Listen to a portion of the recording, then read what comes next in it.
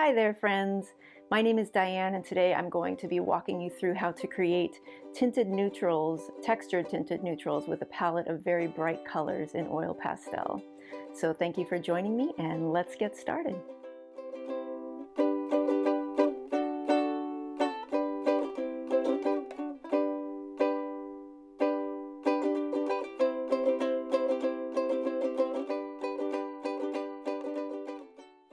So before we get started, I'm just going to tell you the materials you'll need for this little segment today.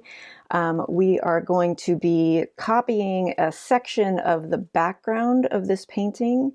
And the reason we're doing that is to practice creating an area of tinted neutrals using only a palette of bright colors. So even though I have a large selection of pastels, we're only going to be using 5 colors out of here. And they are colors that you can find in any set of oil pastels. This is a great exercise for several reasons. One, if you happen to only have a few colors, it's great to know how to mix them in order to create other colors that you want, all sorts of nuanced colors. Another reason is it's just a little bit more sophisticated in a way to be able to create a palette of neutrals using bright primary and secondary colors, because the layering is typically more kind of nuanced and takes a little bit more of your brain power to do it. And you end up with a result that's often kind of richer and looks a little bit more finished and polished and professional.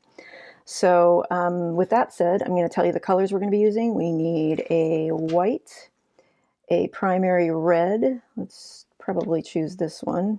Let me see how primary that is. Yeah, that looks good. Well, maybe, no, that one's a little too orangey. And then a primary or secondary green, just sort of the most main green you have.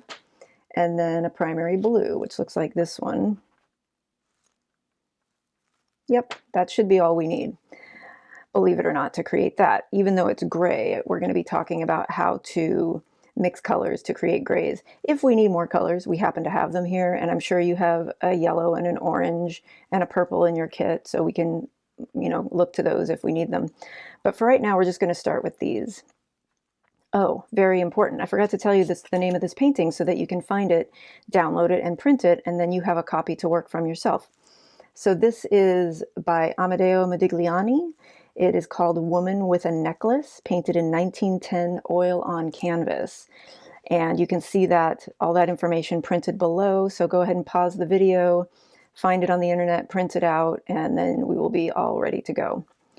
So the first thing we're going to do, since it is a light background, is we're going to coat the area with white. So most pastels will be somewhat dirty from the last time you used them, unless it's a brand new kit. Just rub it on the side of your paper to get it pretty clean, and then you can put a coat of white down. I'm coloring lightly, not a lot of pressure, and in circles, because this is a very non-linear sort of pattern. It's not a pattern, sort of texture back there.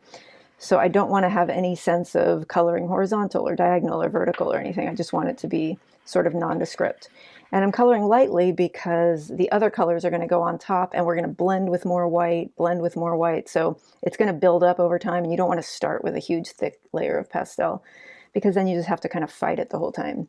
So I would say the dominant color here is green. So we're going to start with green, and I'm just going to put some green in. I'm sort of copying this right here, and it's going to go down over her shoulder and off to the right a little bit. And again, I'm coloring in circles for the same reason I just talked about doing with the white, and pressing very lightly, because that's our first layer. Now I'm going to just notice that this green is yellower than that one, so this green needs some blue. So I'm going to put some blue in. Again, pressing very lightly, just enough to kind of tint the color.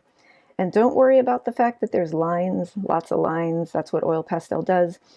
You are going to blend it with the white and get rid of some of the line look. But keep in mind, this was oil on canvas. We're using oil pastel, so it's not going to look the same. Even the colors aren't going to look exactly the same.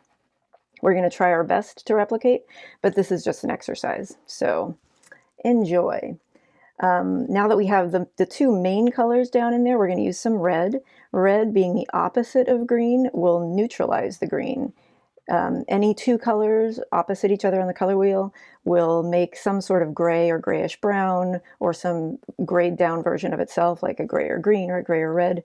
So anytime you're trying to neutralize something, make it closer to gray, just add its opposite. So I'm going to go very lightly with the red here. I'm going to put very little, just sort of dab it on the left here, because that, even though it's a blue-green, is not as bright as I have it. So the red's going to help to bring that down a little bit, but especially right here where that dark black is.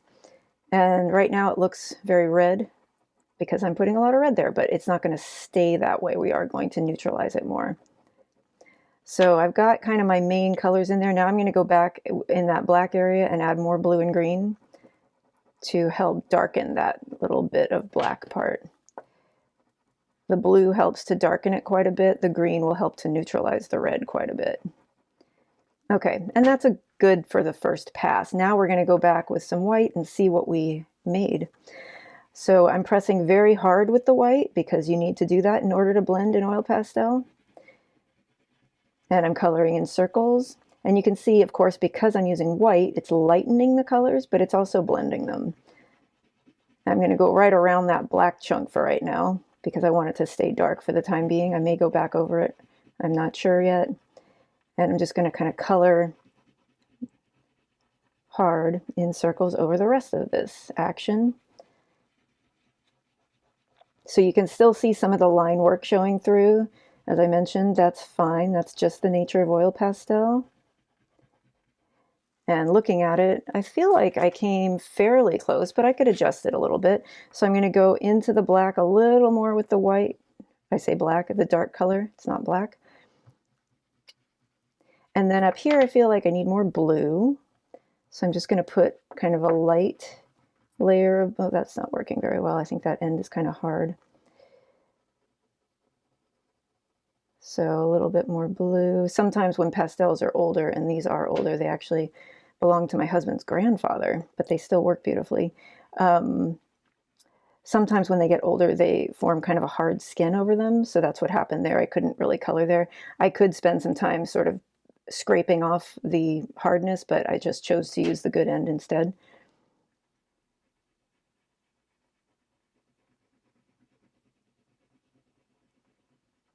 And then there's kind of this plume of lighter color here. So I'm just going to press really hard with my white to get a little bit of more of a presence of light there. And that's not really working, so I'll show you something else cool. With oil pastel, you can scrape it off, and it won't all come off, but the oily part will.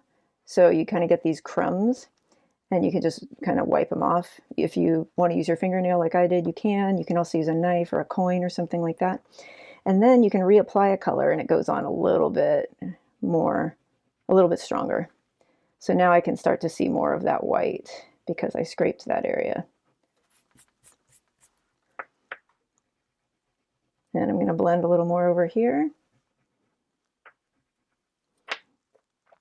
And get kind of wipe off or scrape off these whites that I accidentally got into the blackish area. And you can see it's very surprising, but you mix some colors together and you get something that sort of reads as black, even though it's not straight black. And I am an advocate of not using straight black whenever possible because I feel like black tends to deaden the look of things. So whenever you can mix a black with primary or secondary colors, I say absolutely do that. And that is the end of this tutorial. I hope you enjoyed it and got something out of it and can take it and apply it to a picture you would like to do on your own. And I hope you have a beautiful rest of your day. Thank you for joining me.